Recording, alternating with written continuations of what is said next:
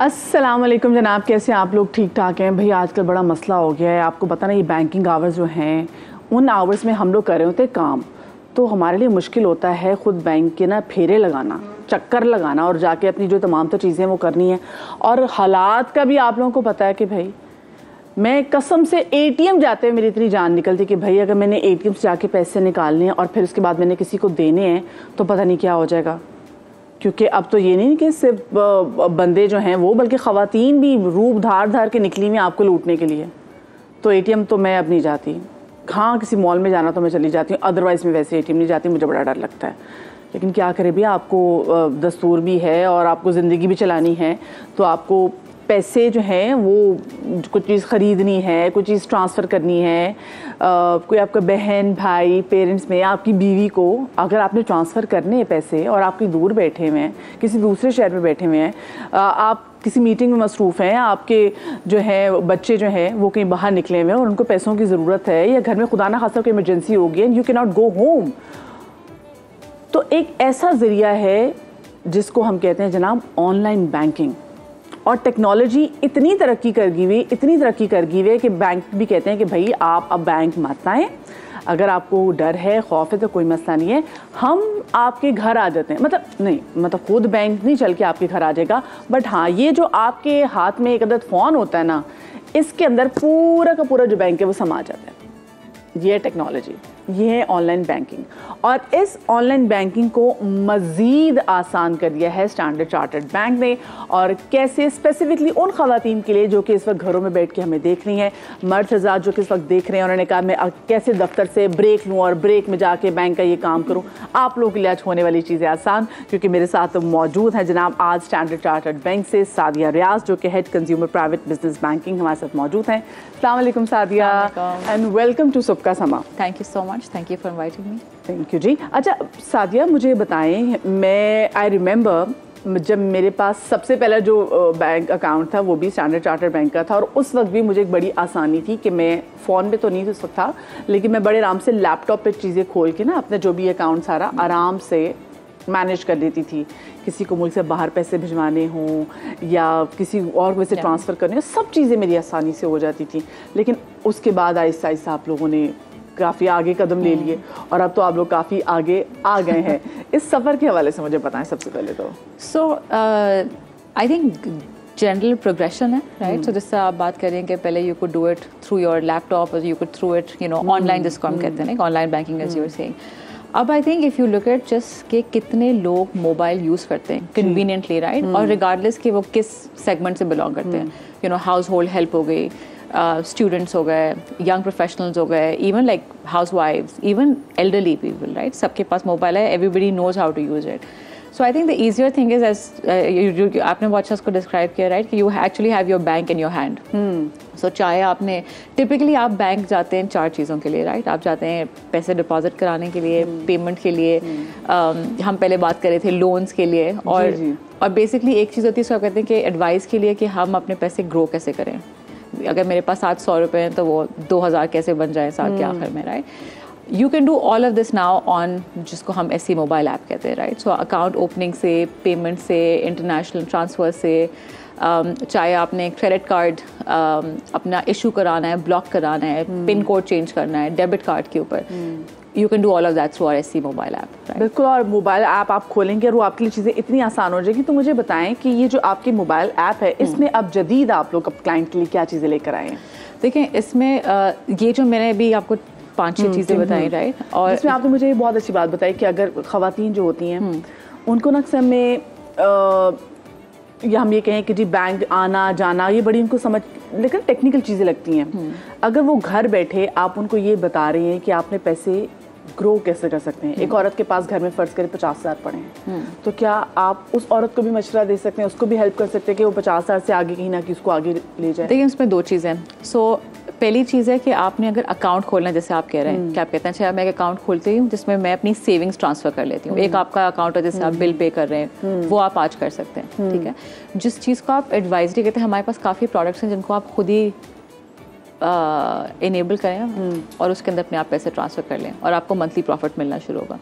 फिर कुछ प्रोडक्ट्स हमारे पास ऐसे हैं जो कि थोड़े एडवांस्ड हैं, उसके लिए आपको या तो फ़ोन बैंकिंग कॉल करके अपनी अपॉइंटमेंट सेटअप करें, and you can do it over the phone also, branch आने की ज़रूरत नहीं है, लेकिन इवेंचुअली फर्स्ट ट्रांजैक्शन के लिए आपको बैंक आना पड़ेगा, just from a investment perspective. बाकी जितनी चीज़ें आपकी हैं, चाहे आपकी पेमेंट्स हैं, चाहे आपके बिल्स हैं, चाहे आपका टर्म डिपॉजिट्स हैं, आपके सेविंग्स अकाउंट्स हैं, करंट अकाउंट्स हैं, you don't need to come to the branch. सब चीज़ें आप आराम से जो है ना वो phone you can do it on your mobile. अच्छा, इससे आपको क्या लगता है सादिया कि इसमें हमारी सोसाइटी में क्या चेंजेस आएगी, क्या बेहतरी आएगी?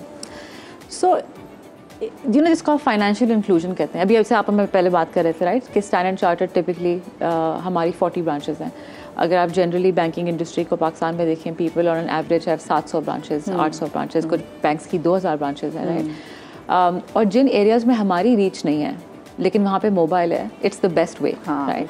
तो आपको वो जो जितनी कॉस्ट मैं लगाऊंगी एक इंफ्रास्ट्रक्चर क्रिएट करने में, एक ब्रांच में, यू नो टेलर्स में, स्ट्रक्चर में, सिक्योरिटी में, we are actually as a bank we are investing all that money in improving your mobile app, ताकि आप जितनी ट्रांजैक्शन जो भी आपके जहन में, फॉर एग्जांपल हमने इस दफ़ा जो स्टार्ट किया है, टैक्स के लिए आपको लेटर्स चाहिए, यू नो आपको वीज़ा लेटर्स चाहिए, आपको बैंक स्टेटमेंट्स चाहिए, आप इसके ऊपर अपनी डेट्स डालें and you can get all of those on email, so you don't need to come to the branch, apply for a token, घंटा स्पेंड करें, उसके बाद जाके अपना काम करें। सो वो जो टाइम होता है यही है एग्जैक्टली कि आपको अगर 6 महीने की बैंक स्टेटमेंट निकलवानी हो या कुछ भी करने हो, टैक्स रिटर्न्स के लिए भी जैसे आप कह रही हैं, फिर आपने वीज़ा अप्लाई करना हो या कुछ इंपॉर्टेंट चीज़ें आप कर रहे हो जहाँ पर आपको अपने इंपॉर्टेंट डॉक्यूमेंट्स तैयार करने हो, तो वहाँ पे बड़ा मसला होता है कि या तो बैंक जाएं या तो फिर अगर आपके ब्रांच मैनेजर को जानते फिर आप उसको कॉल करें, फिर वो एक लंबी जो है ना 2-3 घंटे का एग्जैक्टली एक्टिविटी राइट। बिल्कुल बिल्कुल बिल्कुल। This is now less than 3 minutes, so you log in, whatever letter, whatever statement, whatever you need, उसकी आप रिक्वेस्ट आ रहे हैं, it will come to you on your email। Sadia मुझे बताएं, वो बंदा हमारे यहाँ पे जो कि गांव देहात में, क्योंकि देखिए फ़ोन हर जगह पहुँच गया हुआ है, आप यहाँ से देख लें कि हमारे जो टिकटॉक के अकाउंट्स हैं वो कितने बढ़ गए हैं, सबसे ज़्यादा रेंज उनकी कहाँ पर है।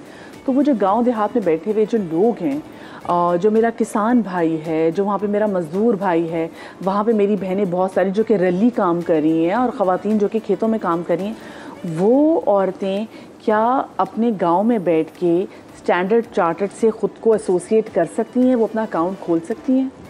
देखिए अकाउंट खोल सकते हैं डेफिनेटली यस, ठीक है। किस लेवल की ट्रांजैक्शन है वो डिपेंड करता है, ठीक है।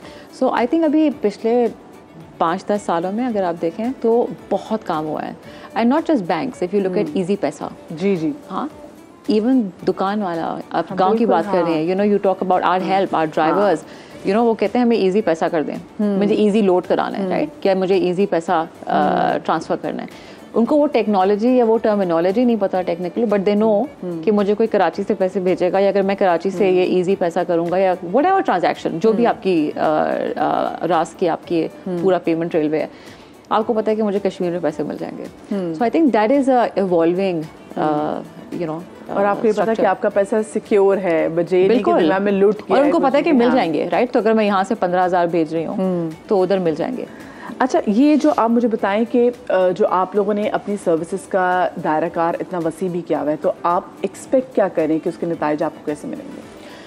देखिए जो 2-3 सक्सेस को जिसको हम कहते हैं राइट, कि KPIs हैं या इंडिकेटर्स हैं, वो ये हैं कि कितने लोग हमारी मोबाइल ऐप यूज़ करेंगे, उस मोबाइल ऐप में से कौन सी ट्रांजैक्शंस कर रहे हैं, सो कितनी आपके बिल पेमेंट्स, जिसके लिए आप एक्चुअली टाइम निकाल के ब्रांचेस में खड़े होते हैं, यू नो कितनी आपके लेटर्स हो गए, कितनी आपकी स्टेटमेंट्स हो गई, कितनी आपकी इन्वेस्टमेंट्स हो गई, आप कितने और प्रोडक्ट्स हमसे ख़रीद रहे हैं through the app. I think that will be a big you know success factor.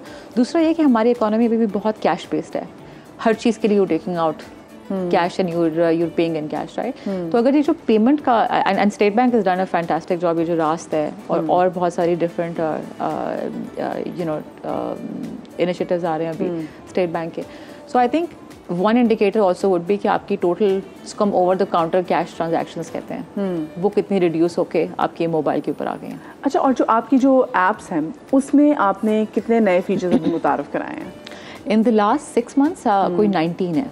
19 so different चीज़ें हैं। अपना आप क्रेडिट कार्ड के लिए रजिस्टर कर सकते हैं, अपनी पिन एक्टिवेट कर सकते हैं, उसको ब्लॉक, लाइक फॉर एग्जांपल अगर आपका कार्ड गुम गया कहीं, I do it a lot of times in spite of being in a bank, you know, you leave your card somewhere, फिर आप कहते हैं इसको मैं ब्लॉक कर दूं, so instead of now saying कि मैं कॉन्टैक्ट सेंटर कॉल करूं और उस पर वेट करूं। अभी आपको मतलब मैं बताऊं, ये सादिया मेरे साथ हुआ है, कुछ 4 दिनों पहले कि मेरा कार्ड गुम गया और मैंने एक्चुअली कोई तकरीबन 16 मिनट तो वेट किया है, उसके बाद फिर कहीं जाके मेरा कार्ड जो है वो ब्लॉक हुआ। तो उसके लिए ना मुझे भी आधा घंटा चाहिए था, नर्व्स चाहिए थी सबसे ज़्यादा। तो आप अगर खुदा ना खासा, मेरी भी आदत आप जैसी है, तो आप ये बता जा रही कि अगर मुझसे भी कुछ चीज़ गुम जाती है, just log in on your mobile and just block your, so whether it's your credit card, whether it's your debit card, you can actually subscribe for it, you can block them, activate them. Pin creation होती है, pin creation के लिए। उसके बाद आपके जितने different आपकी regular payments हैं, जो आपके बिल्स हैं, यूटिलिटी बिल्स हैं, स्कूल बिल्स हैं, you know, you can do all of that now. ये तो बड़ी ज़बरदस्त बात होगी, आपको ना घर से निकलना पड़ा है, बाहर गर्मी इतनी, आपको देख लें इतनी लंबी लंबी कतारों में लगने की ज़रूरत भी नहीं है। एक तो वैसे बिजली के बिल इतने आ गए हैं और ऊपर से उनको देने के लिए भी आप इतनी कड़क धूप में खड़े हो जाए, तो क्या हमारी सिचुएशन होगी। अच्छा, मुझे अब आप ये बताएं कि क्या ये जो ऑनलाइन बैंकिंग सर्विसेज है, फ़र्ज़ करें अगर मेरा अकाउंट नहीं है स्टैंडर्ड चार्टर्ड में और मैं चाह रही हूँ कि भी मैं अकाउंट खुलवाऊँ, ये ऑनलाइन आपका जो अकाउंट खुलवाऊँ, इसके लिए मुझे बैंक जाना पड़ेगा? नहीं, you can do it on your standard chartered app. ये मैं अभी कर सकती हूँ? हाँ, आपने अगर ऐप डाउनलोड करें SC मोबाइल। अच्छा, मैं SC मोबाइल, ठीक है जी, SC मोबाइल पाकिस्तान, ये ठीक है, ये मुझे आप ज़रा इसमें कर दें, मैं SC मोबाइल, ठीक है, सीधा SC मोबाइल पाकिस्तान, या अपने एप्पल स्टोर से कर लें। बिल्कुल वहीं से कर रही हूँ जनाब मैं, हाँ जी बिल्कुल आ गई मैं वहाँ पे। ठीक है, अब आप अपनी ऐप डाउनलोड करें। ये ठीक है, ये आ गया SC मोबाइल पाकिस्तान, ठीक है। ये ज़रा देखते जाए, मैं जैसे जैसे स्टेप जो फॉलो कर रही हूँ, मैं चाह रही हूँ मेरे जो कैमरामैन साहब है ना, हाँ ये जनाब किधर, हाँ ये आ गया SC मोबाइल पाकिस्तान गेट। अच्छा, सुबह से मेरी आँख भी बड़ी फड़क रही है भाई, मैंने आते साथ पूछा भी कि भाई मुझे बता क्या मुझे बताएं कि ये क्या होने वाला। तो उन्होंने कहा पैसे आने वाले। मैंने कहा ओह माय गॉड, कोई बहुत ज़्यादा पैसे आ गए तो मैं कहाँ रखूँगी। तो उन्होंने कहा आप हमारे अकाउंट में रखें। मैंने कहा अच्छा ठीक है जी। हजरात, काश पाकिस्तान में 5G भी सर्विसेज आ जाएं, 4G तो हैं लेकिन क्योंकि इंटरनेट मेरा काफ़ी स्लो है तो मुझे लगता है अच्छा, ये वैसे एप्लीकेशन ये औरतों के इस्तेमाल के लिए आसान है कि जब उन्होंने कहीं शॉपिंग करनी होती है। अब तो सबसे अच्छी चीज़ है कि बार कोड के थ्रू आप मॉल्स में पे कर सकते हैं और रेस्टोरेंट में पे कर सकते हैं। बिल्कुल, सो मैं वही बात कर रही हूँ ना कि हो सकता है कैशलेस, बिल्कुल क्या, बिल्कुल you move towards a cashless system जहाँ पे आपको एक्चुअली हर चीज़ के लिए कैश और ATM पर जाने की ज़रूरत और नहीं है। डिजिटल करेंसी जो है वो ज़्यादा सिक्योर है, जिसको आपको ये खौफ भी नहीं है कि कोई चुरा लेगा आपकी कोई बैग से निकाल सकता है, आपके घर में कोई डाका डाल सकता है। डिजिटल करेंसी इज़ सेफ और सिक्योर अनलेस और अनटिल आप किसी डिजिटल स्कैम का पार्ट ना बने। ओके जी, खुल गई जी मेरी जनाब, मुबारक हो जी। ये जनाब, ये जब ऐप खुलेगी तो ऐसे ऐसे आप देखेंगे कि दो, अब आप इसको स्वाइप कितने प्यारे जनाब। हेलो, अच्छा जी, design your mind, okay, protocol, get started. और जनाब ये आ गई मेरे पास, ये आ जाएगा। और उसके बाद अब मैं इसमें, अब आप देखिए, वेलकम टू, ठीक है जी, मैंने इसमें, अब आप लॉग इन करें, मैं इसमें ओपन एन अकाउंट पे करें, या जो पहले ओपन एन अकाउंट, ठीक है, पहले मैं करूँगी ओपन एन अकाउंट। हाँ चले जी, ओपन एन अकाउंट। और उसके बाद फिर जी मैं करती हूँ इसमें अपना नाम बनाती हूँ जी, ठीक है जी। स्टैंडर्ड चार्टर्ड, दो मेरे पास ऑप्शन है, एक तो standard chartered Sadiq digital account, standard chartered digital account, एक ही बात, एक इस्लामिक है और एक इस्लामिक है। चले जी, हम करते हैं सीधा इस्लामिक पे। ज़बरदस्त। मैं जनाब मैंने अकाउंट बना लेने क्योंकि मुझे बेहद ज़रूरत है एक ऐसे अकाउंट की और ऐसे बैंक की जो मुझे पता हो कि जो मेरा वक्त ज़ाया नहीं करेगा, क्योंकि time is everything, time is money. Usually हम देखते हैं कि बैंकों में वो लंबी कतारें, और अगर बैंक ना जाना पड़े फ़ोन करें तो जो उसमें भी लंबी कतार जिसमें आपको वेट करना पड़ता है कि आपकी कब जनाब ऑपरेटर से बात हो, फिर ऑपरेटर आपको गाइड कर सके।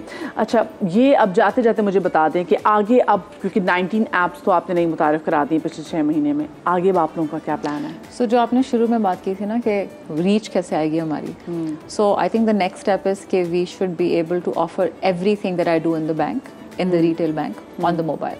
सो चाहे आपको लोन्स चाहिए, चाहे आपको पर्सनल लोन्स चाहिए, आपको मॉर्गेज की एप्लीकेशन के लिए अप्लाई करना है, आपको इन्वेस्टमेंट्स करनी है, आपको इंश्योरेंस लेनी है, that all will be done through your app. और ये देखिए, मैं सबसे इसमें जो फ़ायदा होगा वो होगा ख़वातीन का, घर बैठे लोगों का। और मैं तो कहती हूँ पेट्रोल इतना महंगा हो गया, अब खुद भी आपको होता है कि क्या गाड़ी निकालें, पेट्रोल डलवाएं, बैंक को जाएं। ये सबसे अच्छा है, घर बैठे आराम से आपने चाहे मॉर्टगेज कराना हो, आपको लोन चाहिए हो, किसी भी किस्म की आपने फाइनेंशियल बैंकिंग फैसिलिटी को इस्तेमाल करना हो, that's in your phone, that's in the app जो कि स्टैंडर्ड चार्टर्ड ने आपके लिए खुसूसी तौर पे मुतारफ़ कराई है। Thank you so much Sadia, ये बड़ा मेरे लिए बड़ा इन्फॉर्मेटिव था तमाम चीज़ें जानना है कि ये चीज़ें भी हो सकती हैं, हम ये चीज़ भी इस्तेमाल कर सकते हैं, क्योंकि यूजुअली हमें लग रहा होता है कि हम सिर्फ चलो जी ऐप है तो बस बिल अदा कर दिए, ये एक और चीज़ कर ली या किसी को पैसे भेज दिए, लेकिन कैसे वो आपको असिस्ट कर सकता है आपके पैसे ग्रो करने में, आपको लोन्स लेने में, आपको मॉर्टगेज कराने में, ये चीज़ें जो स्टैंडर्ड चार्टर्ड में मुतारिफ करेंगे, आई एम श्योर लोगों से बड़ा फ़ायदा उठाएंगे। बहुत शुक्रिया जी। और जब आपके पैसे आ जाएं तो इसी अकाउंट में ट्रांसफर करें। जी, जो आप फड़क नहीं है ना, जो मेरे पैसे आएंगे सीधा इसी अकाउंट में लैंड करेंगे। Thank you so much. Sadia हमारे साथ मौजूद थी। मुझे एक छोटी सी ब्रेक लेनी है ख़वातीनो हज़रात, लेकिन आप लोग कहीं बजाएगा, शो के बाद बहुत कुछ है, मतलब ब्रेक के बाद बहुत कुछ है आपके लिए।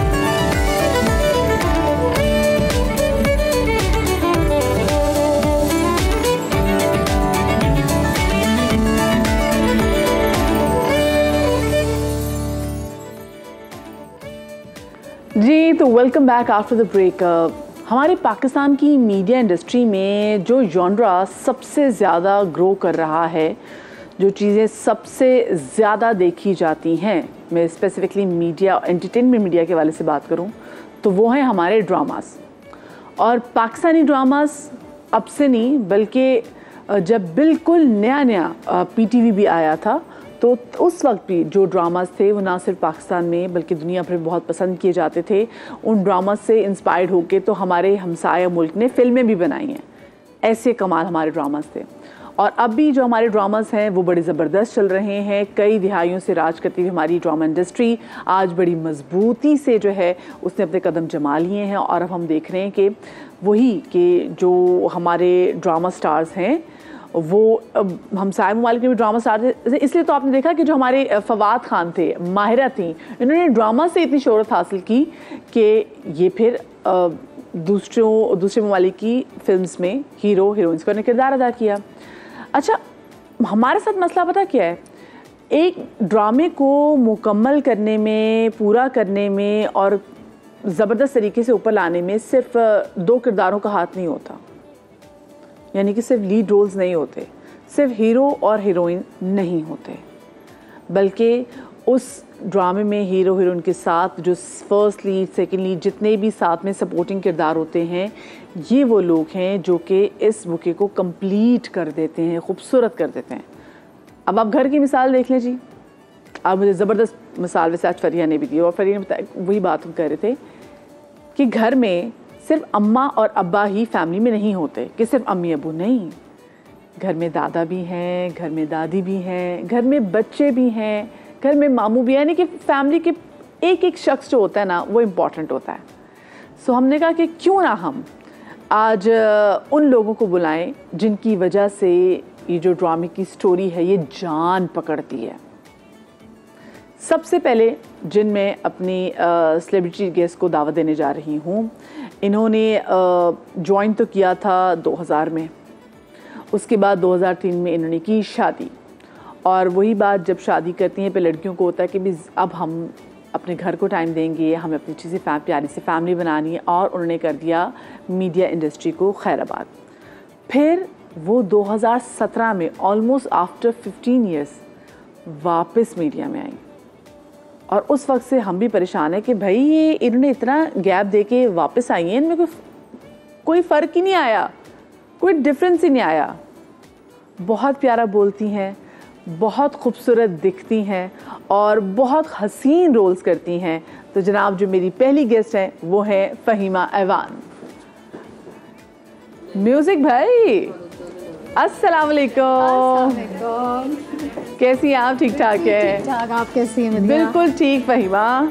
फाइनली आज फ़हीमा जो हैं वो मेरे शो में उनकी आमद हो ही गई। अच्छा जी, फ़हीमा तो मेरे साथ आ गई हैं। जो हमारे साथ हमारी जो दूसरी गेस्ट हैं, अरे भाई ये भी काम 2012 से कर रही हैं, लेकिन इनको जो मज़ेदार किस्म की शोहरत मिली, उनका रिसेंटली ही एक ऐसा ड्रामा आया और वो हर घर तक पहुंच गई, हर घर तक पहुंच गई, हर घर में इनका चर्चा हो गया, हर एक इनके वाले से बात करे। और सबके भाई अगर तुम इनको जानते हो ना, मतलब इन जैसे कैरेक्टर के भी किसी शख्स को जानते हो तो उनसे बच के रहना। मैं बात कर रही हूँ, अभी आपने रिसेंटली ड्रामा चला था बेबी बाजी, तो उसमें थी जनाब गुलशन आरा।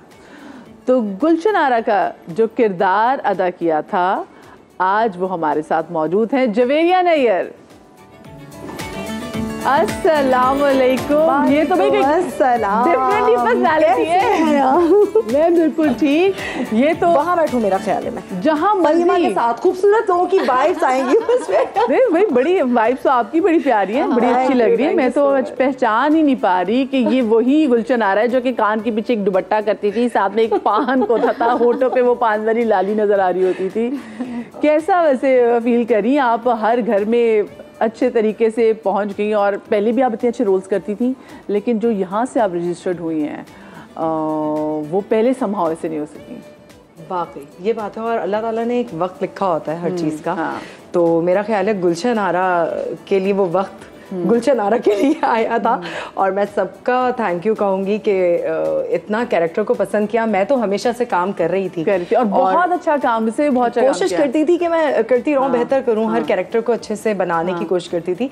लेकिन अब वो वक्त आया कि गुलशन आरा, मुझे पता ही नहीं था कि लोग इतना पसंद करेंगे। हालांकि एक नेगेटिव औरत, और जो तबाह कर दिया जिसने जरा को पट्टियाँ पड़ा हाँ, ये बेड़ा गर्क को लोग ना कहते थे अपने भी कि भी ऐसी औरत से दोस्ती नहीं करनी, क्योंकि देखो ऐसी औरत से दोस्ती नहीं करनी। वो ऐसा गुलशन आरा का कैरेक्टर था। ये आई कहाँ से आपके अंदर? ये कहाँ से ढूंढ के लेकर आई?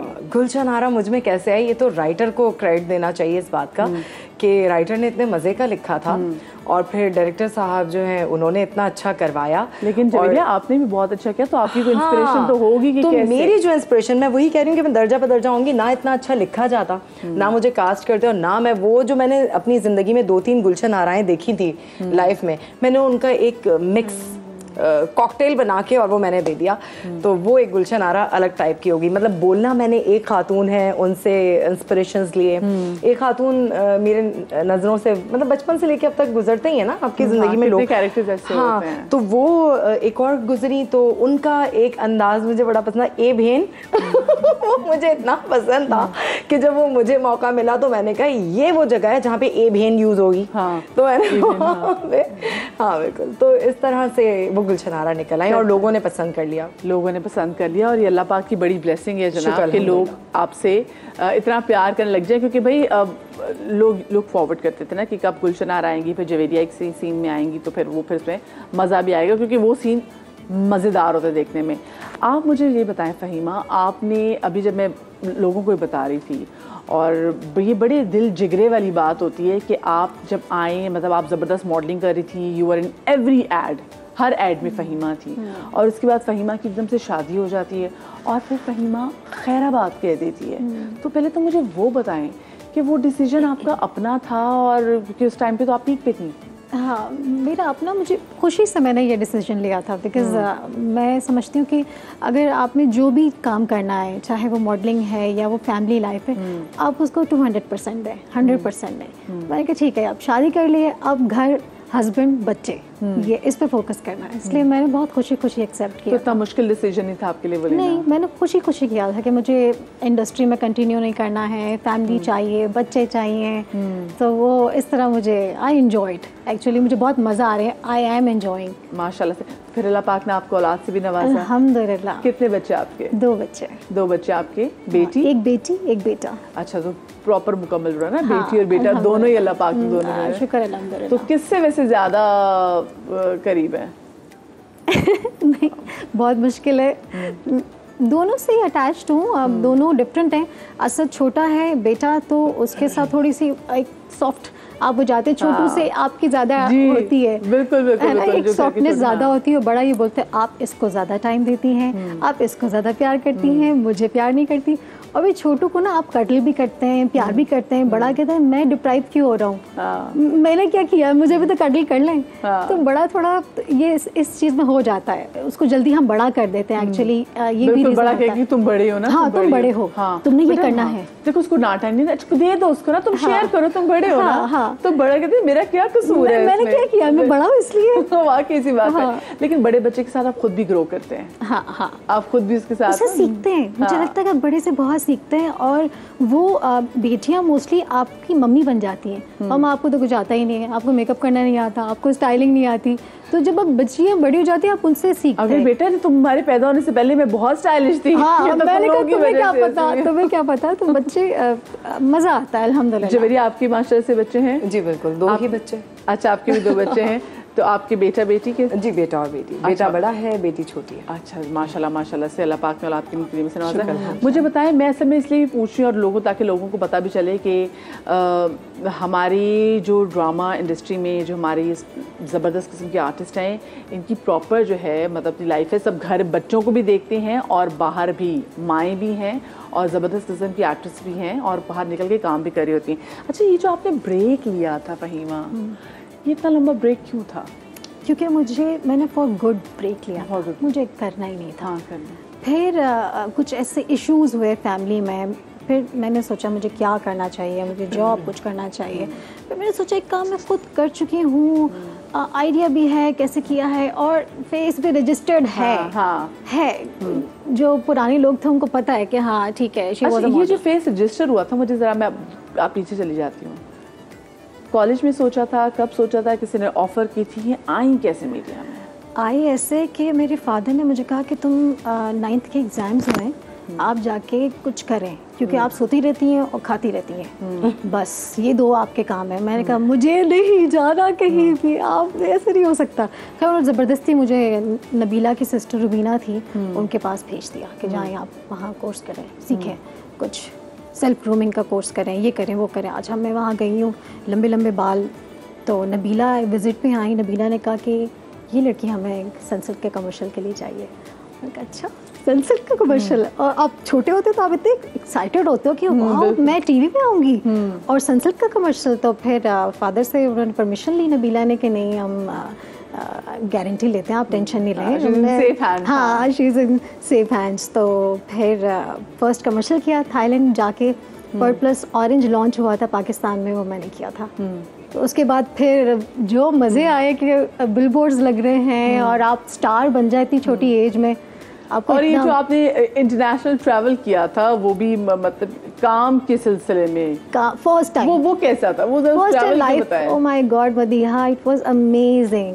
भाई के साथ गई और दुनिया देखी, पता चला कि आपको इतना एक्सपोजर मिलता है, आपके बालों में ट्रीटमेंट हो रहे हैं। अब छोटे बच्चों को ना अगर आईब्रोज भी और लैशेस भी लगा देना तो वो बहुत एक्साइटेड होते हैं, खुश हो जाते हैं, बहुत एक्साइटिंग। इससे पहले आपने वैसे इंटरनेशनल ट्रिप पर किए हुए थे, ट्रैवल किया हुआ था? कुछ भी नहीं किया हुआ था, वो फर्स्ट था। So that was your first time in the plane as well. तो उसकी तो एक्साइटमेंट हर चीज़ सबका बहुत बहुत बहुत एक अमेजिंग एक्सपीरियंस है, अमेजिंग। क्या चीज़ पहले सोची थी बेटा? अक्सर मैं लोगों को कहती हूँ, देखती हूँ, जब वो पहली बार जो लोग जहाज़ में जा रहे थे तो उन बेचारों की टेंशन और होती है। हाँ, वो जो बैठे होते हैं तो पता चल जाता है कि ये बेचारे पहली बार जहाज़ में बैठे हुए। सो आपके अंदर कैसी नर्वसनेस थी? आपके भाई में दोनों दूसरे को हाथ जोड़? भाई ज़्यादा नर्वस थे, मैं इतनी नहीं थी। मैं कहती अब चले ना, भाई थोड़े होते थे नहीं रूम में कहीं जाना नहीं है, शॉपिंग नहीं करनी। मैं कहती नहीं मुझे शॉपिंग भी करनी है, मुझे घूमना है, मुझे यहाँ जाना है, मुझे हर चीज़ चाहिए। इतनी मैंने शॉपिंग की, बहुत शॉपिंग की थी, बहुत घूमी थी मैं। चलो इनसे पूछेंगे कि इन्होंने शॉपिंग में क्या चीज़ें अगर उनको याद हो तो हमें बताएं कि इनको सबसे अच्छी चीज़ें क्या मिली। इनसे पूछेंगे। हमारे साथ जवेरिया भी मौजूद हैं, हमारे एक और गेस्ट हमें ज्वाइन करेंगी, लेकिन छोटी सी ब्रेक के बाद कहीं मत जाइएगा।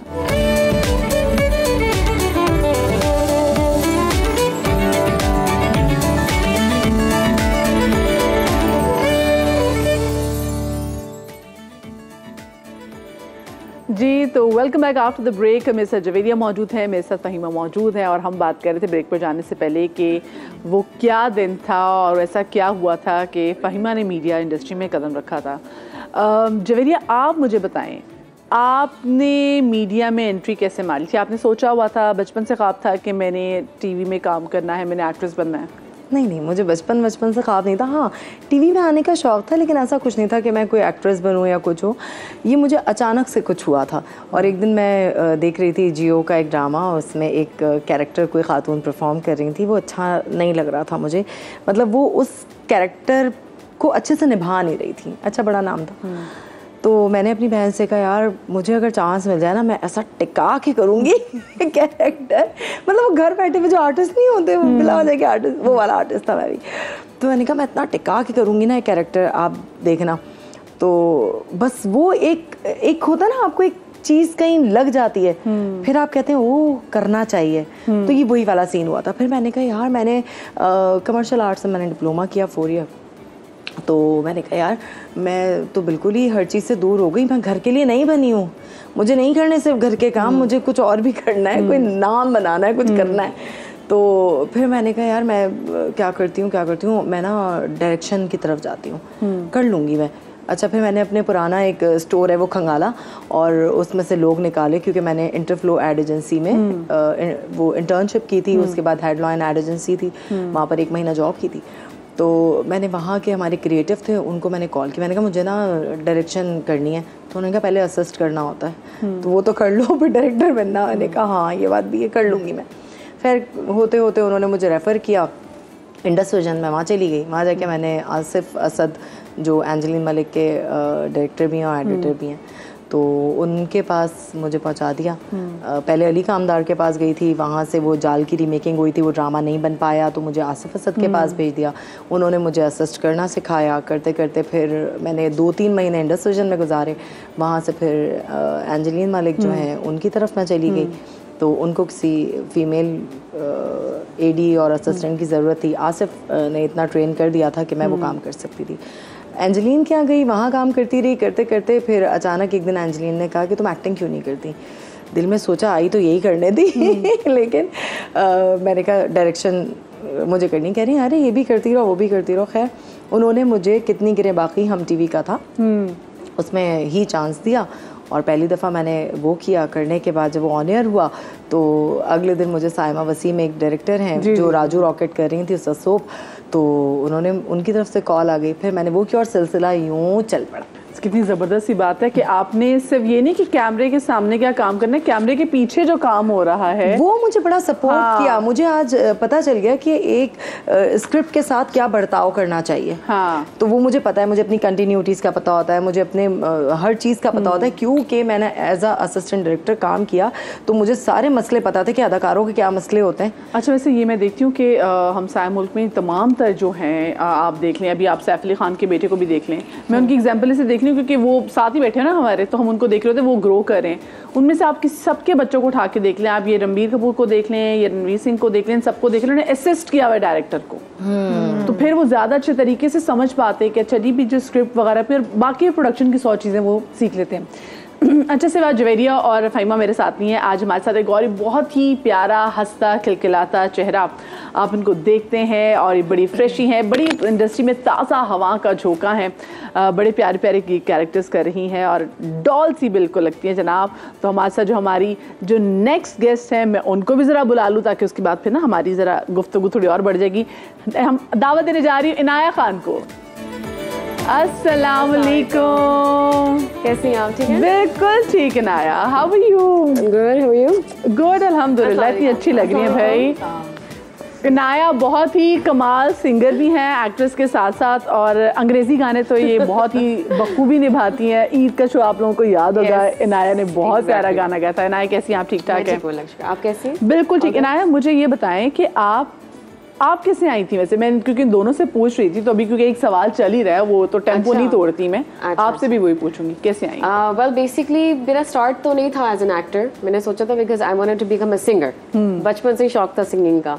लेकिन मैंने यहाँ पे कुछ स्टिल्स शूट्स हो रहा, तो आपको पता ही ऑफर आई जाती है कि यार कुछ लॉन के कपड़े और इस तरह आजकल जो चल रहे होते हैं, तो मैंने किया। तो उससे भी मुझे अप्रोच किया MD वालों ने, हम टीवी वालों ने स्टफ, तो फिर आगे इस तरह से मेरी जर्नी स्टार्ट हुई। तो acting wasn't something that I wanted to do, but it just suddenly happened and then I loved it. तो फिर मेरे पैशन बन गया एक्टिंग से। गया। So कितना टाइम अब आपको भी इंडस्ट्री में हो गया ना? Max 5 to 6 years. Max 5 to 6 years।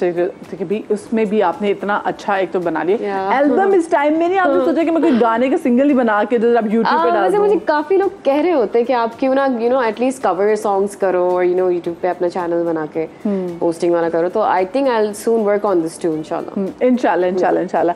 अच्छा फ़हीमा, मुझे बताएं कि माशाल्लाह से क्योंकि जो आपका स्टार्ट ही था वो बड़ा ज़बरदस्त था, चीज़ें आपको इतनी उसमें एफर्ट डालनी नहीं पड़ी और आपको एकदम से नबीला ने देखा और चीज़ें हो गई। लेकिन कहीं आपको प्रोजेक्ट में, आपके करियर में आपने मुश्किल या तंगी भी देखी है उस टाइम पे या अभी? अगर हम उस टाइम पे देखें जब आपने शुरू किया दोबारा से करियर, तो आपने तंगी भी कहीं देखी? बहुत दफ़ा, बहुत ज़्यादा देखी वापस आने के बाद, बिकॉज सब बहुत चेंज हो गया है। अब लीड कैरेक्टर्स को ही प्रोटोकॉल मिलता है, उसके अलावा तो फिर बाकी जो सपोर्टिंग कैरेक्टर्स है वो कुछ भी नहीं होते। और जिसने ऑलरेडी देखा हो उतना फेम, वो खुद लीड कैरेक्टर कर चुका हो, तो है मुश्किलात हैं। और जॉइन बैक करना बिकॉज एक एज ग्रुप बना दिया है लीड का, कि ये एज है, ये लीड लड़की है, उसके बाद फिर वो मम्मी बन जाएगी या पप्पा बन जाएगी या खाला बन जाएगी। और मोस्टली बहुत मतलब इतना स्ट्रॉन्ग कैरेक्टर भी ऑफर नहीं होता आपको, तो आप यही रिग्रेट करते हो कि व्हाट इज़ दिस। जो पीक टाइम है वो मैंने हाँ पीक टाइम ने गुजार दिया, और अब आपको एक एक सीन के लिए बुला रहे हैं, एक सीन ऑफर कर रहे हैं, सो मुश्किल होता है। तो ये बट मैंने उसको सीरियसली नहीं लिया, मैंने उसका ऐसा जॉब लिया। ठीक है, एक सीन है, ओके, एक सीन ऐसा करो, रजिस्टर्ड हो जाओ, नोटिस करें लोग। करती गई। आई डेंट केयर कि मैंने उसको एज अ जॉब ले लिया, क्योंकि मेरी जॉब है। आज एक दिन करना है, आज एक सीन करना है, तो नेक्स्ट डे 20 सीन भी करना है। सो इस तरह एक जर्नी बहुत अच्छी चलती जाए। अच्छा फ़हीमा, जो यूजुअली जब हम अपने बाकी ज़बरदस्त आर्टिस्ट से भी बात करें जो कि हीरो या हीरोइन नहीं होते, तो सब ये ज़रूर बात करते हैं कि जो प्रोटोकॉल जो है वो लीड कैरेक्टर्स को, जो प्रोटैगनिस्ट को दिया जाता है, वो बाकी वो चाहे सपोर्टिंग रोल, चाहे सीनियर से, मतलब बुशरा अंसारी भी अगर वहाँ पे मौजूद है, बड़े से बड़ा सीनियर वहाँ पे एक्टर मौजूद हो, सुपरस्टार मौजूद हो, उनको भी समहाउ इतनी सपोर्ट, इतनी मालिश नहीं दी जाती है। वो शिकायत करते हैं कि उनके साथ उनको वैसे प्रोटोकॉल नहीं दिया जाता। तो क्या आप इस बात से एग्री करती हैं? आई थिंक जो प्रोडक्शन है वो मजबूर है। अब किसी एक्टर को या एक्ट्रेस को चाहिए प्रोटोकॉल, तो वो मजबूर है, उसको देना है, बिकॉज उसको ड्रामा कंप्लीट करना है, डेट्स नहीं मिलेंगी। तो इस वजह से मुझे दुख भी होता है इस बात से, बट लेकिन ठीक है, क्या कर सकते हैं, कुछ नहीं, वो उनका काम है, उनकी प्रायोरिटी है ये, वो इसी तरह काम करना चाहते हैं। लेकिन जो हमारे सीनियर्स हैं उनसे मुझे देख के बहुत खुशी होती है कि वो इस तरह नहीं काम करना चाहते।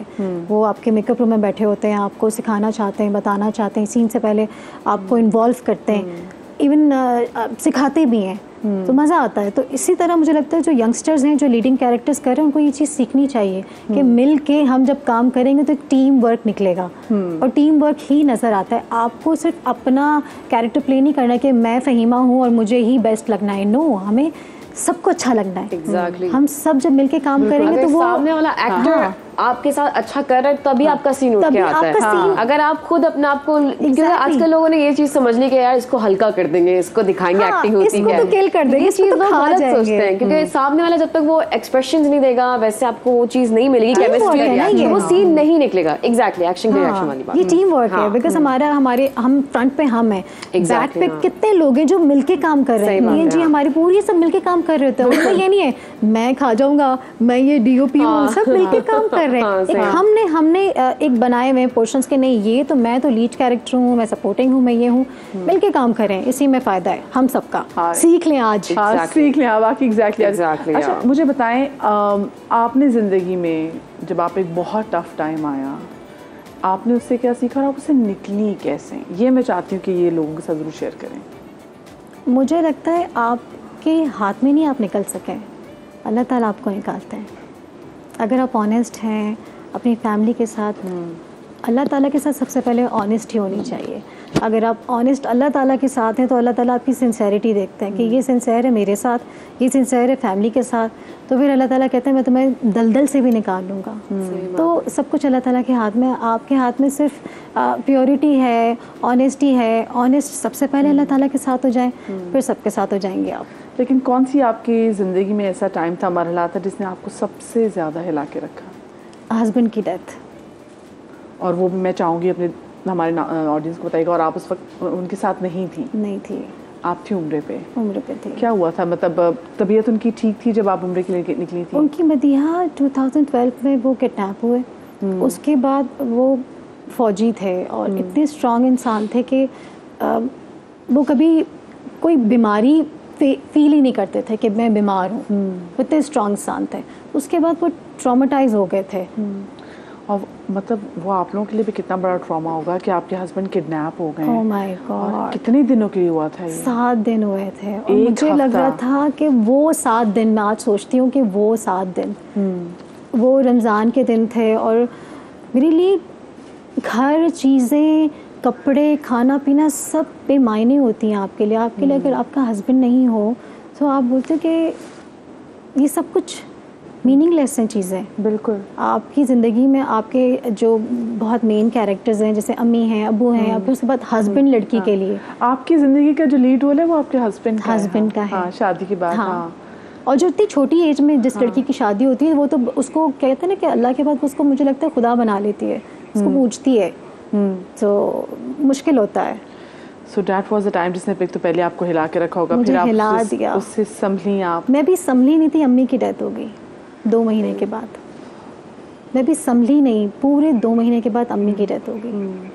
तो मैंने कहा अल्लाह ताला मुझे क्या सिखाना चाह रहे हैं। और अब मैंने ये अल्लाह ज़िंदगी से सीखा कि हम सब ने जाना है। अब हस्बैंड की जब डेथ हुई तो मुझे ये रियलाइज़ हुआ कि मुझे भी किसी भी दिन चले जाना है। जब वो अचानक जा सकते हैं, मैं भी जा सकती हूँ। फिर अचानक अम्मी चली गई, तो अब यही सोचती हूँ कि अल्लाह ताला बस सबके लिए आसानी करें। हम सब अल्लाह ताला की अमानत है। ये आपके लिए खबर ब्रेक कैसे हुई थी? आपको कॉल आई थी जब आप उम्रे पे थी और आप अकेली थी, भाई था, बहन था?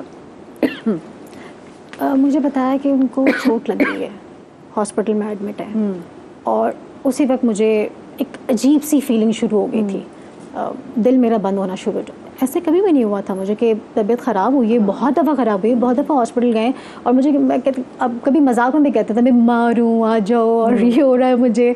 तो इस दफ़ा जब बीमार हुए और हॉस्पिटल में एडमिट हुए, मेजर सर्जरी हुई, मेरा दिल कुछ कह रहा था कि कुछ होने वाला है, होने वाला है, कुछ होने वाला है। इंट्यूशन सारी आ रही थी। ओह, ऐसी आ रही थी। और उसके नेक्स्ट डे मैं गई हूँ हज़रत हमज़ा अली रज़ी ताला की कब्र मुबारक पे मैं खड़ी हुई थी, वहीं दुआ कर रही थी, वहीं कॉल आई है और मैं रोड पे थी।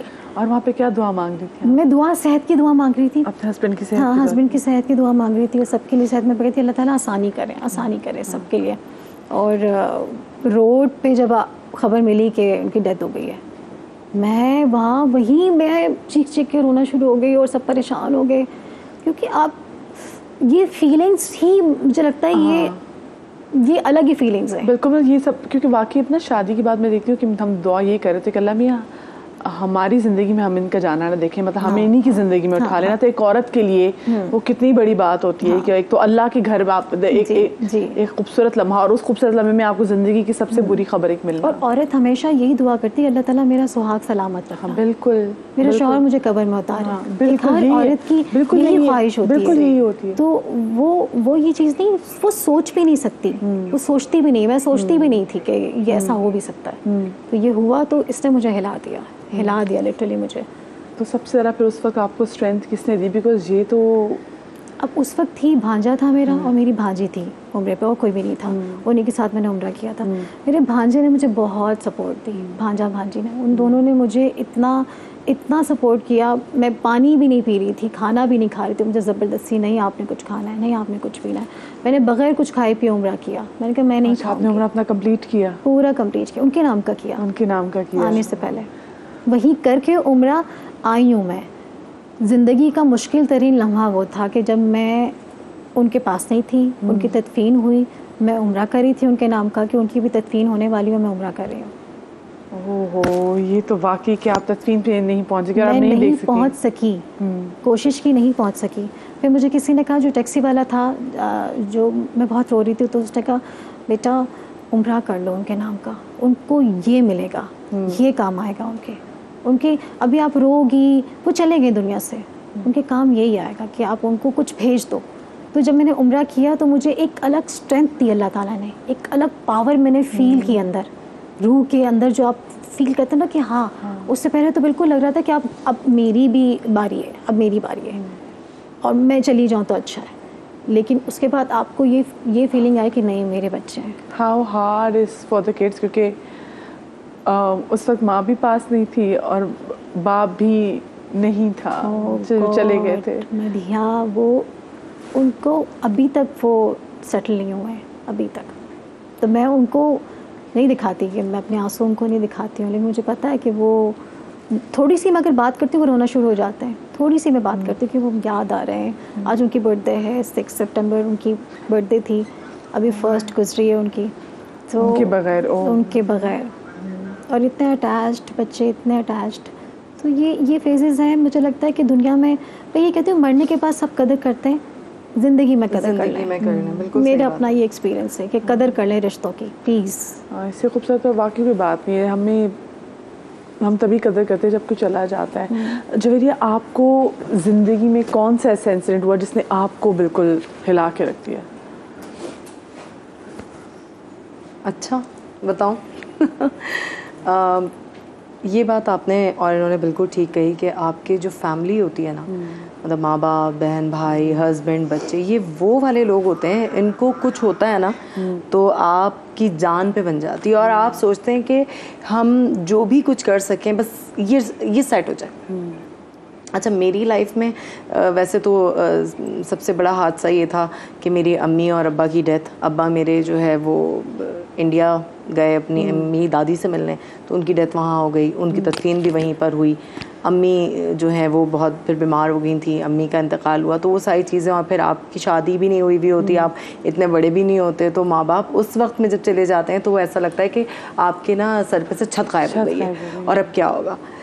उससे बड़ा जो दुख होता है वो आपकी मैच्योर एज में अगर आपके शौहर के साथ कुछ हो जाए, वो बड़ा तकलीफ दे होता है। तो और वाकई अल्लाह ताला से हर हाल में, हर वक्त में मदद मांगनी चाहिए, और वही है जो आपको हेल्प करता है। किसी की औकात नहीं होती कि वो आपकी मदद करे। और कहते हैं ना, जब ऊपर वाला राजी हो जाता है तो नीचे वाले मजबूर हो जाते हैं। तो अल्लाह ताला जो है वो आपसे, उनका राजी होना बड़ा ज़रूरी है। और जब आप दिल से मांगते हैं, हम कहते हैं हमारी दुआएं कबूल नहीं होती, बहुत सारे लोग कहते हैं। अल्लाह को राजी करना है ना, तो अगर इंसान को नाराज़ भी करना है तो उसको कर दें, क्योंकि अल्लाह राजी हो गया तो सब राजी हो जाते हैं। तो आपने प्यारी बात की जवेरिया कि जब अल्लाह ऊपर अल्लाह राजी हो जाए ना तो नीचे लोग फिर मजबूर हो जाते हैं। बिल्कुल ऐसा ही है।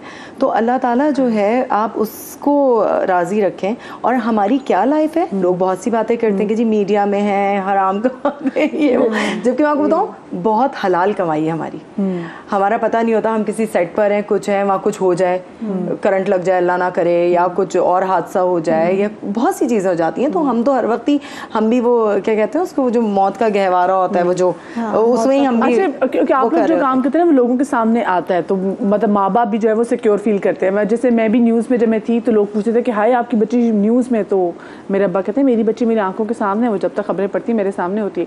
खैर, मैं ज़रा आपकी बात को कंटिन्यू करूँगी, मुझे एक छोटी सी ब्रेक लेनी है। इनायत से बड़ी बातें करनी, लेकिन छोटी सी ब्रेक के बाद कहीं मजा आएगा।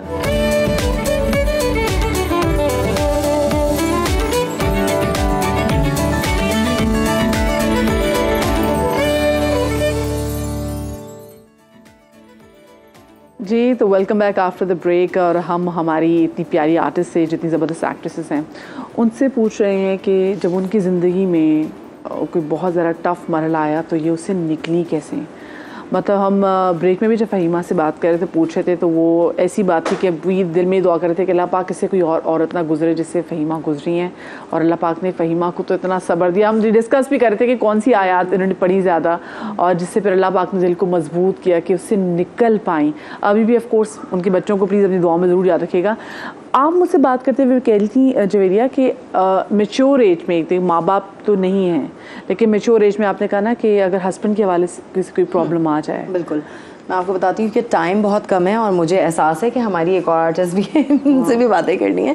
तो मैं शॉर्ट करके बता देती हूँ कि एक बड़ा तकलीफदेह वक्त आया जब मेरे हस्बैंड की एक बीमारी डायग्नोज हुई, जो कि मेरे लिए बड़ी अजीब थी। और हमारे इर्द गिर्द होते हैं ऐसे लोग, लेकिन हम पहचान नहीं पाते। वो बेचारे खुदकुशी कर लेते हैं, वो बेचारे कुछ भी कर लेते हैं, ये वाला डिप्रेशन में आके, और वो सब कुछ कर लेते हैं, लेकिन घर वालों को पता ही नहीं होता। वो समझते हैं जन्नात है, ये है, वो, ऐसा कुछ नहीं होता। असल में आपका दिमाग बीमार हो जाता है, जो आपको डिसऑर्डर करता है और आपको कहता है कि तुम ये करो। मतलब जो हकीकत है वो कुछ नहीं है, उसके पीछे की चीज़ें या उस अपने इमेजिनेशंस में चल रहे होते हैं।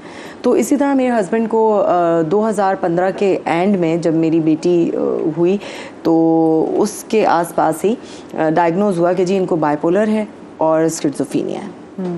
अच्छा जी, वो जब सामने आई चीज़ तो हमने कहा यार ये क्या है। तो डॉक्टर ने फिर डिटेल बताई कि भाई ऐसे ऐसे होता है, इसमें सब कुछ होता है। वो सारी सिम्टम्स उनमें थी, क्योंकि उन्होंने बड़े बड़े तमाशे कर दिए थे घर के अंदर। और बिल्कुल एक इंसान जैसे कहा जाता है ना, मगजूब हो जाना, मुझे पागल वर्ड बुरा लगता है, इतनी स्ट्रॉन्ग हेलुसिनेशंस आती हैं उसमें, बिल्कुल, और आप सिक्योर नहीं होते इन पेशेंट्स के साथ, नहीं होते आप बिल्कुल सिक्योर। तो वो जो मगजूब हो जाता है ना इंसान के, मैंने लिटरली अपने शौहर को देखा है कि गली में जाके और वो मिट्टी उठा के अपने ऊपर डाल रहे थे कि मैं तो खाक हूँ, मैं तो खाक हूँ और मैं मिट्टी हूँ। मतलब इस हद तक ओवर रिलीजियस हो जाना और मायूस हो जाना, या जो भी कुछ कह लें, ये सब दिमाग का गेम है। तो मैं यहाँ पर सिर्फ इतना कहूँगी कि जो भी देख रहे हैं मुझे और इस चैनल के तवज्जुह से, तो अपने इर्द गिर्द के ऐसे बीमारों को पहचानें और उनका इलाज करवाएं, क्योंकि ऐसे लोगों को बहुत इलाज की ज़रूरत होती है। वरना ये आपको नुकसान दे सकते हैं, ये माशरे के और लोगों को नुकसान दे सकते हैं, ये अपने आप को नुकसान दे सकते हैं। तो मुझे मेरे हस्बैंड की बीमारी ने बड़ा मजबूत किया, तकलीफ दे है। मैं एक खौफ की जो ज़िंदगी होती है ना फ़हीमा, मैं आपको कहूँगी और मैं आपको ये कहूँगी कि आप मजबूत हो जाएंगी, मेरी बात सुन के आप मजबूत हो जाएंगी कि एक इंसान दुनिया से चला गया लेकिन बहुत मज़े की यादें छोड़ गया आपके साथ, और आप उनके सहारे हैं, और आप अपने बच्चों को कह सकती हैं कोई बात नहीं, सब सही है। लेकिन एक इंसान जो बीमार होता है, वो रोज़ जीता है और रोज़ मरता है, उसके लिए कितना तकलीफ दे होता है, ये हमें फ़ील होता है। हमें क्या फ़ील होता है, क्योंकि हम प्यार करते हैं उससे, उनकी जो हालत हो जाती है वो हमें पता है कि एक इंसान जो नॉर्मल हो और वो एबनॉर्मल रिएक्ट करने लगे, तो उसके दोस्त उसको एक्सेप्ट नहीं करते, उसके घर वाले उसको एक्सेप्ट नहीं करते। लेकिन मैं कहूँगी यहाँ पर मेरे हस्बैंड जो है नैयर बड़े खुश नसीब हैं कि उनको दोस्त बड़े अच्छे मिले। और मैं यहाँ कहूँगी कि फैमिली, ज़ाहिर है मैं फैमिली हूँ, तो मैं हर हाल में, मैं साथ रहूँ, मैं दूर रहूँ, मैं जहाँ रहूँ, मेरी नज़र उन पे होती है और मेरा ख्याल करना उनके साथ। तो आप बच्चों की भी रिस्पॉन्सिबिलिटी आप पर है और साथ में हस्बैंड की भी एडिड रिस्पॉन्सिबिलिटी आप पर है। अब ऐसे ही है, 2016 से अपने घर की जो कफ़ालत है वो सारी मैं करती हूँ। और मैं इस चैनल से मैं कहूँगी ये बात कि मैं थैंक यू करती हूँ अपनी इंडस्ट्री का कि उन्होंने मुझे अच्छे से अच्छा काम दिया। मेरा ब्रेड एंड बटर यही काम है, और उसके अलावा मैं एक एनजीओ में हूँ, वहाँ से है मेरा जो भी। अब हम तो मुझे मजबूत किया। जिन चेहरों को हम लोग देख रहे होते हैं ना, और हमने खूबसूरत चेहरे देख रहे होते हैं, कमाल एक्ट करते हुए देख रहे होते हैं, हमें नहीं पता होता कि इनके पीछे की कहानियाँ क्या हैं। इनाया, वैसे मुझे बताएं, आपको क्या लगता है कि आजकल के टाइम में मेंटल हेल्थ का ख्याल रखना कितना ज़रूरी है? बहुत ज़्यादा ज़रूरी है, बहुत ज़्यादा। और इस चीज़ में सिर्फ आप अपने आप को खुद निकाल सकते हो, आई थिंक कोई और नहीं निकाल सकता। और जो जिस पे गुजरती है ना, सिर्फ वो ही समझ सकता है। लोग कहते हैं ना यार डिप्रेशन एंजाइटी छोड़ो, क्या सोचती हो, जो इंसान पे गुजरता है ना सिर्फ वो ही समझ सकता है। अनाया, मैं आपकी बात do you believe in seeking help के help? I do and I believe कि आजकल के ज़माने में जिस तरह के ट्रॉमा भी हो जाता है लोगों को, और चीज़ें बहुत ज़्यादा, हम बहुत ज़्यादा सेंसिटिव हो गए हैं आजकल के ज़माने में, क्योंकि अब वो ना वो चीज़ें नहीं है, ना वो फ्रेंडशिप रही है, ना वो लव रहा है, तो हर रिश्ता बस फेक लगता है। आप इनिशियल लेवल पे तो अपने आप को खुद काउंसलिंग अपनी कर सकते हैं, लेकिन जब आप एक्सट्रीम पे चले जाते हैं तो आपके लिए बड़ा मुश्किल हो जाता है। फिर आपको किसी ना किसी साइकोलॉजिस्ट की या साइकियाट्रिस्ट की जरूरत पड़ती है। प्लीज, और अपने आसपास देखिए जरूर अपने बच्चों का। और इदारे हैं, मैं अगर आप कहें तो मैं नाम भी ले सकती हूँ। कारवाने हयात है, बहुत अच्छा हॉस्पिटल है, आप वहाँ दिखा सकते हैं। आप और अच्छे अच्छे जो जबरदस्त किस्म के डॉक्टर्स भी मौजूद हैं। देयर इज अ रीजन हम साइकियाट्रिस्ट साइकोलॉजिस्ट की हमारे मुल्क में भी तादाद बढ़ती जा रही है। दुनिया जहान में जो लोग हैं वो जाते हैं काउंसलर्स के पास, क्योंकि लोगों को इस चीज़ से बाहर निकलना है। क्योंकि इतनी स्ट्रॉन्ग ये बीमारी, अगर आपको नफ्सियाती बीमारी कोई हो जाए, दिल की बीमारी को सीरियस लेते हैं ना, तो दिमाग की बीमारी को भी सीरियस लेना चाहिए। हमें बहुत दुख होता है कि हम जब ऐसे इदारों में जाते हैं और वहाँ पे वो कहते हैं ना हमारे घर वाले हमें छोड़ गए, हमें ये कर दिया वो कर दिया, हम घर वालों को कोस रहे होते हैं, कितने जालिम लोग हैं, कितना जालिम बेटा है। लेकिन वो जो बेचारा जहनी मरीज है, वो घर में उसका कितना खतरनाक बिहेवियर है, छोटे बच्चे क्या असर ले रहे हैं। देखें, छोटे बच्चों को हम लाख समझाते रहें, वो नहीं करेंगे, लेकिन जो हम करेंगे वो हमें देख कर करेंगे। तो ये आपने प्लीज आपने ना आसपास ये ख्याल रखना है, क्योंकि वाकई ऐसा मरीज जो हो ना, वो घर वालों के लिए भी परेशानी का बाइस बन सकता है, बच्चों के लिए भी वो हमें प्यार होता है। पेशेंट को पेशेंट समझे, उसको वो रिश्ता ना समझे। क्योंकि मैं भी जब तक ये रिश्ता समझती रही ना, तो मैं रोती पीटती सब कुछ। मैंने कहा नहीं, जब करना ही मुझे है, तो ये पेशेंट हैं, प्यार मोहब्बत अपनी जगह, इनको इलाज की ज़रूरत है, और उस इलाज के लिए मुझे जहाँ जहाँ जो भाग दौड़ करनी पड़ी वो मैंने की। और मैंने कभी भी इस बात पे तरस नहीं खाया। मुझ पे कोई तरस खाता तो मैं कहती थी प्लीज़, मेरा रब है मेरे साथ और वही सब कुछ बेहतर करेगा। वो मेरा, मैं आज भी कहती हूँ, ये अप्रोच है मेरा, मैं कहती हूँ मेरा राइटर, डायरेक्टर, प्रोड्यूसर मेरा अल्लाह है। हाँ, सही बात है। जब से मैंने उनको माना है तो शायद मैं गुलशन आरा भी बन गई। बड़ी अच्छी बात है ये बात। अच्छा, आपकी तो माशा से इनाया, अल्लाह पाक आपकी ज़िंदगी में आपको हर किस्म की परेशानी से दूर रखे।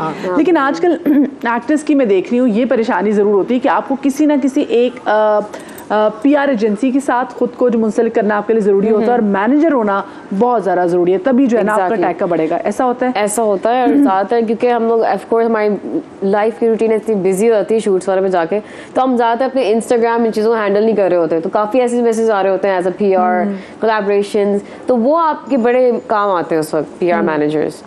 तो they like your like second hand. अब तो बहुत ज़्यादा ज़रूरत पड़ गई है इस ज़माने में, बिकॉज आपके पास टाइम ही नहीं होता लिटरली। तो वही बता रहे होते कि आज ये आए ईमेल, ये ऑफर्स आई हैं स्टफ। तो आई थिंक आज के ज़माने it's very important to have a manager. वो आपको इन रखते हैं, they do and they promote you, they find work for you and they're really helpful. Yeah. अच्छा, मुझे बताएं, ये जो बात की जाती है कि हमारी शोबिस की इंडस्ट्री में ग्रुप बाजी बहुत है। अगर आप किसी एक पर्टिकुलर ग्रुप से हैं तभी आपको अच्छे लीड रोल्स भी मिलेंगे, अच्छे ज़बरदस्त कैरेक्टर्स भी मिलेंगे, और आपको अच्छे एड्स भी मिलेंगे। Do you agree with it? Group, हाँ ग्रुप तो है, ग्रुप तो हर फील्ड में ही है आई गेस। कोई भी फील्ड उठा लो, ग्रुप तो बने ही होते हैं अपने फेवरेट। तो that's true, that is kind of true. अच्छा, इतना प्यारा एक्सेंट है, मुझे बताएं कि ये एक्सेंट पाकिस्तान में रहते हुए बना है, पाकिस्तान से बाहर से ये एक्सेंट बना के आई है? ये मेरा है, पता नहीं, ये शुरू से ही है, ये शुरू से ही एक्सेंट है। और ये आप पाकिस्तान से बाहर नहीं, मतलब ट्रैवल किया होगा लेकिन वैसे बाहर नहीं। I was born in America, तो बस तभी ये बोले ना, वो नेचुरली है। लोगों को नहीं पता होता, ऑफ कोर्स अक्सर लोगों को नहीं पता होता, तो कह रहे थे oh look at her accent, you know she is faking it and stuff. It's natural, you know, it's something that I से लाइक। अच्छा, जैसे भी हम लोग फैमिलीज वाले के हवाले से बात भी कर रहे थे, हमने फहीमा की फैमिली के हवाले से बात भी की, हमने जवेरिया की फैमिली के हवाले से जाना। आप अपनी फैमिली के बारे में हमें कुछ बताया, अल्लाह ना करे कि आप किसी परेशानी से गुजरे, लेकिन सबसे ज्यादा क्लोज किससे हैं घर में? मैं डिसाइड नहीं कर सकती, दोनों से, अम्मी वापस से दोनों से हैं। कौन आपके जो है सारे प्रोजेक्ट्स देखता है? अम्मी देखती है। वो ऐसी है कि वो जब रिपीट में भी आ रहे थे ना प्रोजेक्ट्स, वो रात के 3 बजे भी ला के देख रही हो, तो तुम्हारा सीन आ रहा है, तुम्हारा सीन आ रहा है। तो वो मेरी सबसे फैन फॉलोइंग में सबसे नंबर 1 मेरी अम्मी है। और वो नाक़िद कौन है, वो जो है ना कि जो क्रिटिक कौन है घर में कि नहीं बेटा तुमने ये ऐसी चीज यूं नहीं करनी? My dad he kind like यार इससे अच्छा तुम कर सकती थी या कुछ तुमने ये, क्योंकि वो भी हिमसेल्फ वो भी काफ़ी अच्छे, इनको एक्टिंग का है, और शुरू में उन्होंने ही मेरी मदद की थी बिकॉज मुझे उर्दू पढ़नी नहीं आती, तो वो मुझे स्क्रिप्ट पढ़ के उर्दू में पढ़ते थे, मैं रोमन में लिखती थी। ये तो बड़ा इशू होगा आपके लिए कि वो स्क्रिप्ट, क्योंकि स्क्रिप्ट तो रोमन में नहीं लिखे थे। शुरू में मैंने ऐसे ही किया है, मैंने अपने शुरू के प्रोजेक्ट्स ऐसे ही किए, पापा पढ़ते थे स्क्रिप्ट को और मैं अपने रोमन में लिख के ले जाती थी, पूरे अपना एक रजिस्टर लेके। तो वो पूरे के पूरे आप डायलॉग्स को अपने सीन्स जो होते थे, हाँ सारे लिखती थी मैं, लेकिन इससे ये अच्छा होता था कि मुझे अपना कैरेक्टर समझ में आ जाता था, और मुझे फिर स्क्रिप्ट लिए लड़ना नहीं पड़ता होता कि यार मुझे स्क्रिप्ट दे दो, क्योंकि सब स्क्रिप्ट देख रहे होते हैं सेट पे सीन से पहले, तो मेरे पास तो स्क्रिप्ट होता था आराम से खोल के। लेकिन अब तो खैर यू नो ट्रेन हो गई, तो अब तो एंड टाइम पे भी बता दी क्या डायलॉग है, तो मैं माशाल्लाह से अब तो खैर आदत हो गई। लेकिन शुरू में मुझे, क्योंकि मुझे उर्दू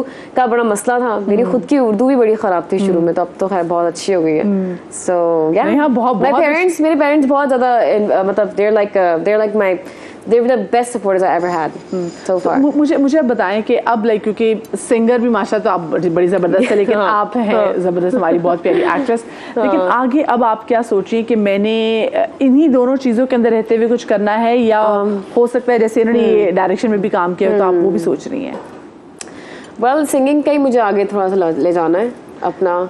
कब इनाया कब? और गाना जो होगा वो मेरे शो पे? हाँ सबसे पहले मेरा शो सिंग। हाँ, पर कब? इंशाल्लाह देखिए अभी कमिंग डेज में मैं कुछ ना कुछ रिलीज करने का सोच रही हूँ ऐसे। मेरी सिस्टर भी बहुत अच्छा गाती है, तो हम दोनों बहुत साथ मिलके भी हम लोग जैमिंग कर रहे होते हैं अक्सर, कॉन्सर्ट्स वगैरह में हम लोग कर रहे होते हैं। हाँ भाई मैं आपसे, मेरी टीम रेडी हो जाए, इनाया जल्दी, हो सकता है हम इनाया को प्रेशर दें और इनाया फिर ही कोई गाना जो है वो बना लें, इनाया के लिए तो मेरा पीछा छोड़ना नहीं है, मैं खुद ही गाना बना लूं। और फिर जब इनाया बाद में जब सिंगर बन के लोगों को इंटरव्यूज दे रही होगी तो इनाया की वो मैं मदिया के शो में बैठी थी, पीछे पड़ गई उनकी टीम मेरी, तो मुझे गाना बनाना पड़ गया। But Inaya we so love you, और बहुत अच्छा लगा हमारे शो में दोबारा आई। Thank you so much Javeria, आपका जवेरिया हमारे शो में आई, and thank you you so much Fahima आपका कि आप लोगों ने मेरे शो को इतना अपना जाना कि आपने अपने जो घर की बहुत सारी ऐसी चीज़ें परेशानियाँ आप लोगों के सामने रखी, इसलिए ताकि आप लोग भी ज़िंदगी में बहुत सारी ऐसी चीज़ें होती हैं जिससे आप घबरा जाते, तो पहले तो आपने घबराना नहीं है। और दूसरी बात ये कि खुदारा जब आपको लगे कि आपके घर में कोई ऐसा शख्स है डिप्रेशन की तरफ जा रहा है जो नॉर्मल था लेकिन वो एकदम से एबनॉर्मल बिहेव करने लग जाए, do seek help for him और हर। उसको डॉक्टर्स के पास लेके जाएं। They are rehab centres in Karachi, पूरे पाकिस्तान में, उस पर काम करें। कहीं ऐसा ना हो कि आप भी उसको ना समझ पाएँ और वो शख्स जिसको आपकी ज़रूरत थी कि आप ही उसको निकालेंगे, आप भी कुछ ना कर पाएँ उसके लिए। उस शख्स को बचाएं क्योंकि उसको ज़िंदगी आपने ही देनी है। आप लोग अपना बहुत सारा ख्याल रखिएगा। शाद रही आबाद रही। इंशाल्लाह कल के शो में आपसे मुलाकात होगी। अल्लाह हाफ़िज़।